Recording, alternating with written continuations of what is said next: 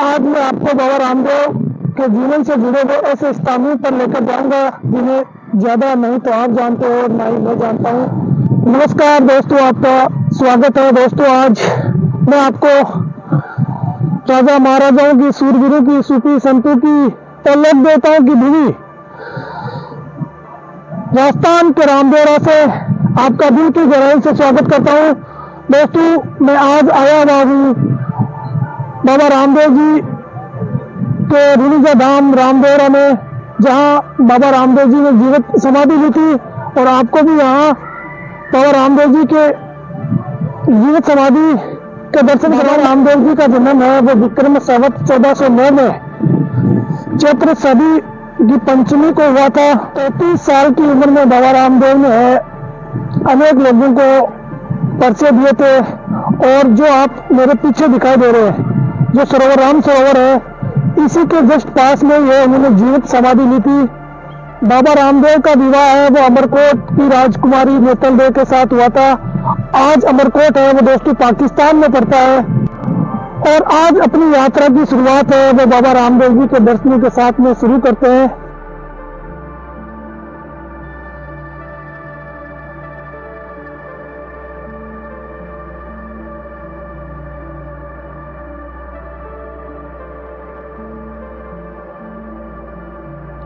बाबा रामदेव जी को द्वारकाधीश का अवतार भी माना जाता है।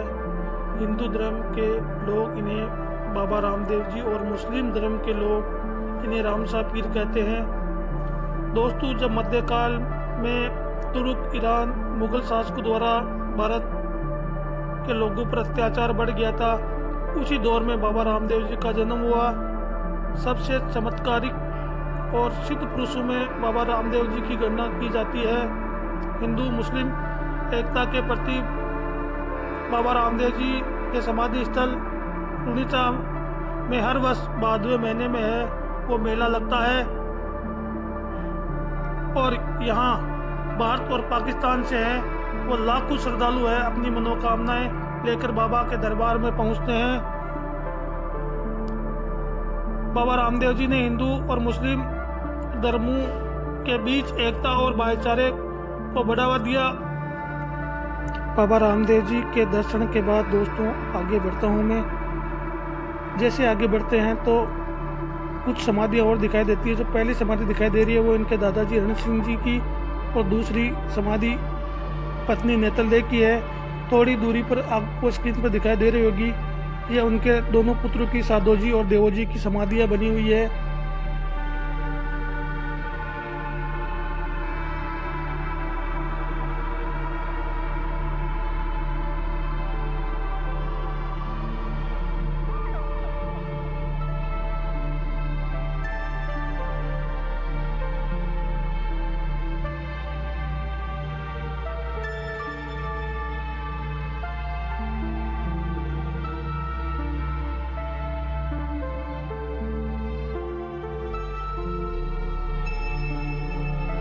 बाबा रामदेव जी के दर्शन के बाद दोस्तों अब सामने दिखाई दे रहा होगा आपको कि ये जो कांच की बारीक नक्काशी में बाबा रामदेव जी के जीवन से जुड़ी जीवित घटनाओं का चित्रण यहाँ पर किया गया है। आप देख सकते हो कांच की कितनी शानदार बारीक नक्काशी में है वो ये उनके जीवन में घटित घटनाओं का है। वो चित्रण यहाँ इस दीवार में है, वो कांच की बारीक नक्काशी के द्वारा।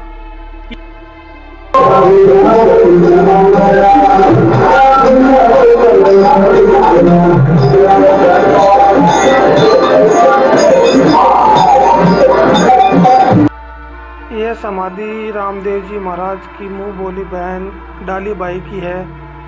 रामदेव जी महाराज पोखरण के शासक थे। राजवंश से होने के बावजूद भी उन्होंने एक दलित परिवार की लड़की डाली बाई को गोद लेकर समाज में यह संदेश देने का काम भी किया कि कोई भी जाति और धर्म से छोटा या बड़ा नहीं होता है। अभी आप जो है वो डाली बाई की जीवित समाधि के दर्शन कर रहे हो। डाली बाई रामदेव जी महाराज को मंदिर परिसर से 3 किलोमीटर हाईवे पर स्थित एक जाल के पेड़ के नीचे मिली थी और बाबा रामदेव जी ने उनको बहन की तरह रखकर उनका पालन पोषण किया था।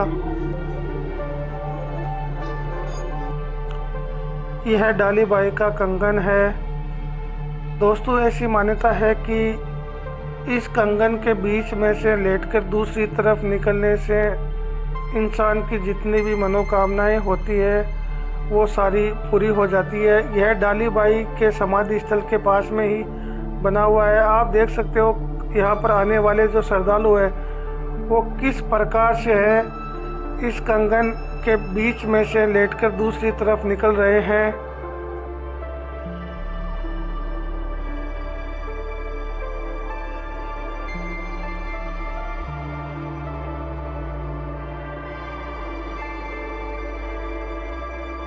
दोस्तों, इस मंदिर परिसर में बहुत सारी जीवित समाधियां हैं जो बाबा रामदेव जी के रिश्तेदारों और उनके परिवारजनों की है। इसी क्रम में आप देख सकते हो यहाँ पे 2 और समाधियां बनी हुई है जिनके आप दर्शन कर सकते हो।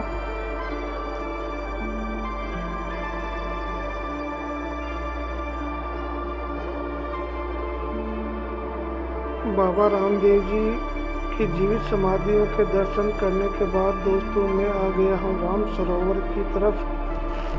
राम सरोवर का निर्माण बाबा रामदेव जी ने ही करवाया था।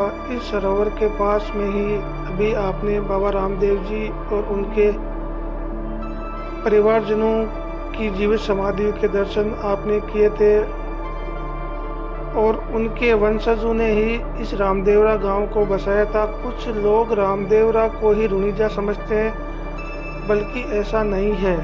रामदेवरा से 3 किलोमीटर की दूरी पर रुणीजा गांव स्थित है।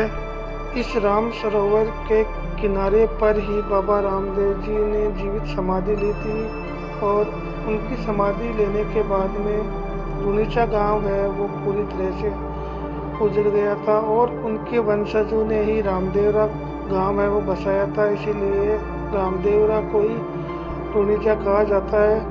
आप देख सकते हो जो राम सरोवर बना हुआ है इसमें किस प्रकार से श्रद्धालु है वो इस पवित्र पानी में डुबकी लगाकर है वो पुण्य कमाने का काम कर रहे हैं। ऐसी मान्यता है कि इस सरोवर के पानी में नहाने से इंसान के सारे पाप है वो धुल जाते हैं। तो यहाँ पर आने वाले प्रत्येक श्रद्धालु है इस पवित्र सरोवर में है वो डुबकी लगाते हैं।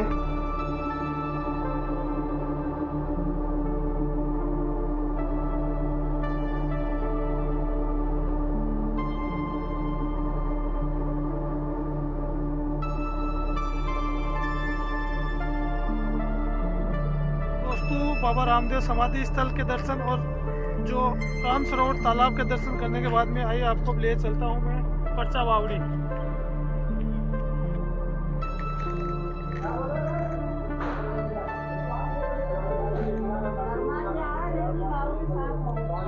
दोस्तों मैं आपको लिए आया हूँ परचा बावड़ी। दोस्तों, रामदेवरा आने वाला प्रत्येक श्रद्धालु है वो परचा बावड़ी जरूर आता है क्योंकि चमत्कारिक गुणों के कारण बहुत सारे लोग हैं परचा बावड़ी के पानी में स्नान करते हैं। ऐसी मान्यता है कि कुष्ठ रोग और स्किन डिजीज से संबंधित अगर इंसान को किसी भी प्रकार की बीमारी होती है वो इस पवित्र बावड़ी के पानी में स्नान करने से है वो दूर हो जाती है। जो आने वाले श्रद्धालु हैं वो इन्हीं सीढ़ियों पर बैठकर वो स्नान करते हैं और इस पवित्र बावड़ी का पानी अपने साथ में भी ले जाते हैं। सुरक्षा की दृष्टि से सामने इसके जाली लगा दी गई है, पर स्किन डिजीज से जो भी प्रॉब्लम होती है वो इस पवित्र बावड़ी के पानी से स्नान करने से सारी परेशानियां दूर हो जाती है। इस बावड़ी का निर्माण दोस्तों बाबा रामदेव जी ने ही करवाया था।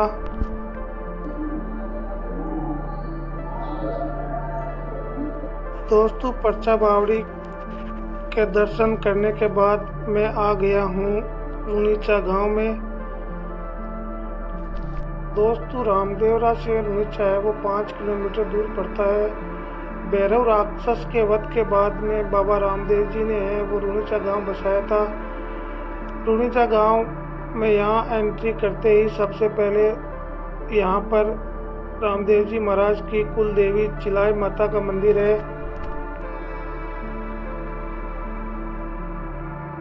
तो दोस्तों मैं आपको सबसे पहले रामदेव जी महाराज की कुल देवी चिलाई माता के दर्शन करवाता हूँ।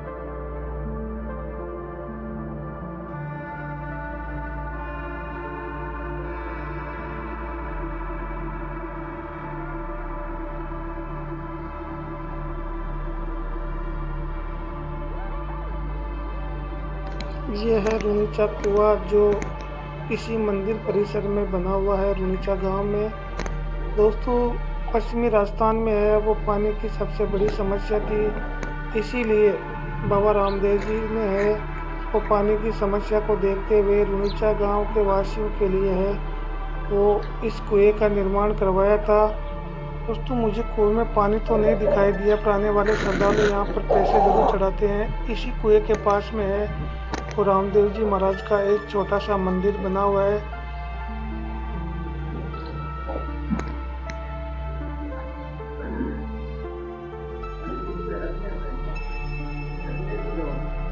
बाबा रामदेव जी की कुल देवी चिलाई माता और रुनीचा कुआं के दर्शन के बाद में आपको लिए चलता हूँ दोस्तों रुनीचा दूना।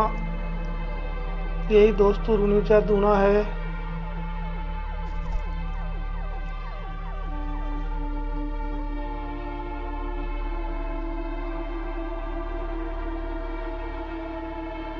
दोस्तों यह वही दूना है जहां बाबा रामदेव जी ने बैठकर 12 वर्षों तक है वो कठोर तप और तपस्या की थी और पोखरण का शासक किया था।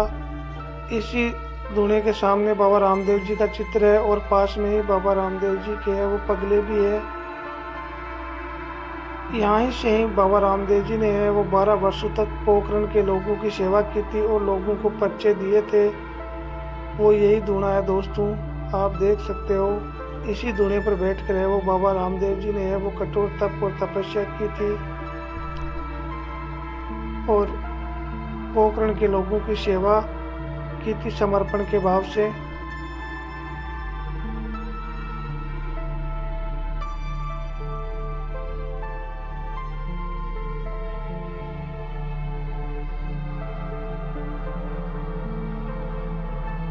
दोस्तों रुनीचा गांव में रुनीचा कुआं और रुनीचा दूना के दर्शन कराने के बाद में मैं निकल चुका हूं पंच पीपली की तरफ, जो रामदेवरा से है वो 12 किलोमीटर की दूरी पर स्थित है।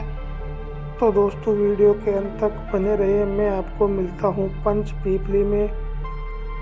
तो दोस्तों मैं रामदेवरा से चलकर पहुंच चुका हूं पंच पीपली या पंच पीर भी इसे कहते हैं।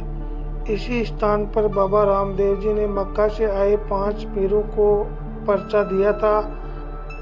नमस्कार सर। नमस्कार, जय बाबा। जय बाबा। इस स्थान को लेकर क्या मान्यता है सर? क्या चमत्कार था यहाँ पे मक्का मदीना से 5 पीर आए थे रामदेव जी की परीक्षा लेने के लिए। तो यहाँ पे आके बैठे तो रामा पीर ने बोला हमारे द्वारे आए आप मेहमान हो, यहाँ से वापस भूखे नहीं जा सकते। तो पीरों ने बोला था हमारे बर्तन के बिना हम भोजन नहीं करते। तो रामदेव जी ने यहाँ पे बैठे बैठे हाथ किया तो 500 के बर्तन आ गए थे। पीरों का सामने प्रकट हो गए। हाँ, तो क्योंकि पीरों का नियम था वो किसी का घर का भोजन नहीं करते, अगर भोजन करते तो उनकी शक्ति यहाँ पे नष्ट हो जाती।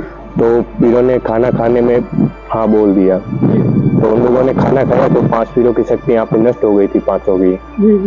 तो उन्होंने खाना खाने के बाद में शक्ति नष्ट हुई, उन्होंने नीम की लकड़ी लेके दांतों पर रगड़ के जमीन के अंदर गाड़ी के हमारे में तो शक्ति है नहीं, लेकिन रामा पीर में शक्ति हुई तो नीमड़े का 5 पीपल बन जाएगा। तो नीमड़े का यहाँ पे 5 पीपल बना था। वो जो वो सब दिखाई दे रहे हैं, वो उधर वाला कौन से? ये वाले? हाँ, चलो मैं आपको दिखाता हूँ पुरानी पीपल की लकड़ी।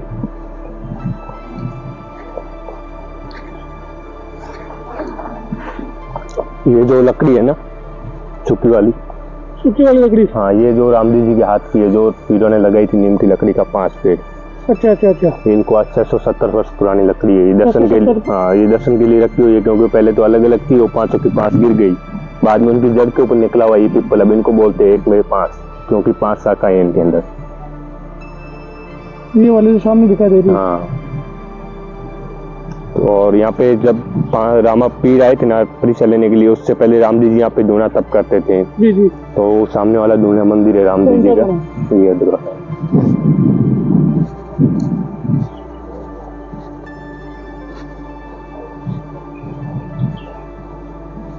ये धूना है रामदेव जी का, और ये रामदेव जी की मूर्ति। यहाँ पे रामदेव जी तपस्या करते थे, तब 5 पीर आए थे रामदेव जी की परीक्षा लेने। यहाँ से रामदेव जी को उपाधि मिली, पहले रामदेव नाम था, यहाँ से रामा पीर की उपाधि मिली।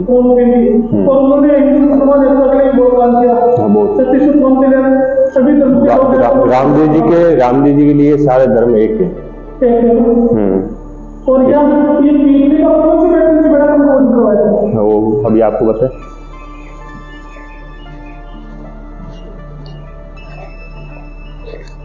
इस पेड़ के नीचे पहले ये 5 अलग अलग थी, ऐसे अभी जैसे चौकी बनी है ना वैसे अलग अलग थी।